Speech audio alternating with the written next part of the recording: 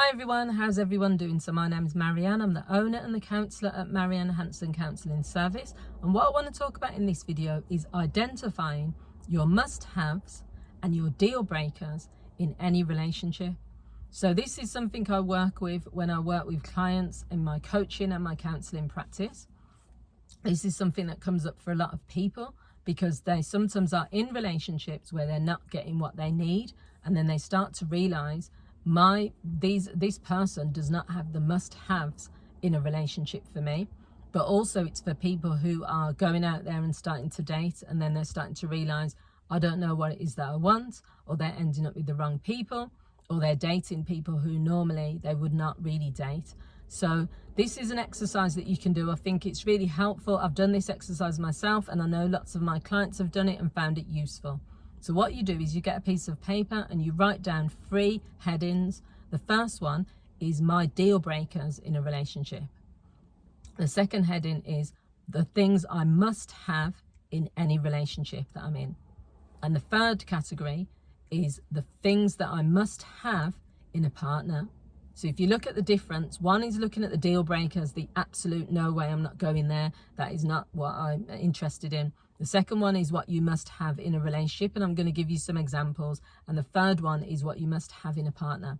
So the deal breakers, and try to narrow this down if you can to a maximum of 5, because what you don't want to have is these ridiculously long lists of 50 things on the list, and then you can't remember what you've written, and then it's like no one's really going to match up to any of those things. So the 5 deal breakers, if you can think of 5, are just things that you cannot, the deal's off. So it could be something like, if someone uses drugs, even if it's just, you're not going to say, oh, narrow it down to this type of drug or that type of drug or anything like that. If your deal breaker is someone using drugs is not someone I want to date, then it doesn't matter if someone comes along and they're the most gorgeous person and you've got chemistry and stuff, that is a deal breaker. So that's you're not even going to entertain that person. It could be, I don't want to date someone with a criminal record.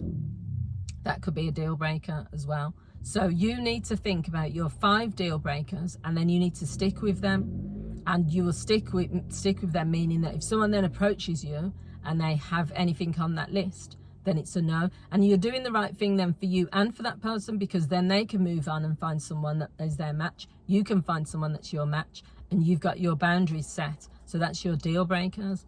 The must-haves in a relationship are around, when you think about yourself in a relationship, what must you have?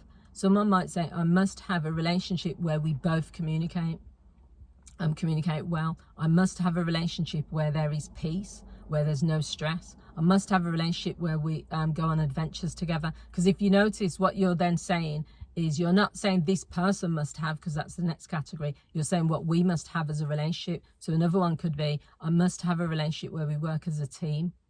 I must have a relationship where we have different space from each other, not a relationship where we're together all the time. Because if you then have a clear idea of what you must have, same as you're only going to put 5 things. There's obviously going to be more things people need than 5 things in a relationship, but these are the absolute musts. If you have that down, then when someone comes along and they say they're complete opposite to what you must have, you're not going to have to think about it, because you're going to say, oh, this person doesn't like going on adventures. This person doesn't like going on hikes. I've been there myself. I've been on dating sites where the person says every weekend they go for long hikes, they go camping. I don't mind walking, I don't mind the outdoors, but the idea of going camping and going on hikes every weekend, it's not for me. And it's about being honest. If that's an important lifestyle or what someone wants to do, then that's why we do these lists. And then the third one is the must-haves in a person. Now this is really important too. The same as, like, you're not going to put a long list. But if you have the main key things, 5 things I have to have in a person, then that gives you a clue as well. So for me, it would be things like a person's character. I need someone who is a positive, optimistic person. Not saying they have to be jumping up and down, happy all the time. But if someone has a mindset that is quite negative, or has like a negative attitude towards life, or they're not solution focused, but they're someone, to me, or spending time together or having proper relationship for many years, it's probably not going to work. because we're going to be completely, or you're going to be bringing me down, but also we're just not going to match. We're not suited. Another thing might for me is someone who, if they do have children, takes care of their children, or at least is in their children's lives, unless that's not like a deal breaker, because I would want to know more about it, but it's something that would show me something about a person's character. So the things that I want in a person all add up to the character of the person. It's not things like I need someone who dresses well, or I need someone who drives a particular car. That doesn't give me any indication. It does of like the type of person it is, but it's not for me important. So you have to have your absolute must-haves. If you had to narrow it down to just 5 things, what would those 5 things be that you need in a person? So once you've done this list, you then have to put it into action. So what that means, when you go out there in the dating world, you need to then look at your list and think, you know, does this fit with what I need in my life? And if you're in a relationship now as well, you can measure that up as well. Does this person I'm with currently have the must-haves that I need in a relationship? Do they have the must-haves that I need in a person?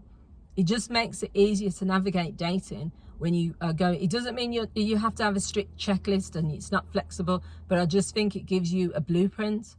It gives you something to work with. So let me know what you guys think. This is something that some of my clients have used.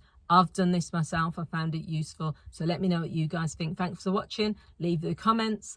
Share this video with others. Appreciate you watching. Thanks. Bye.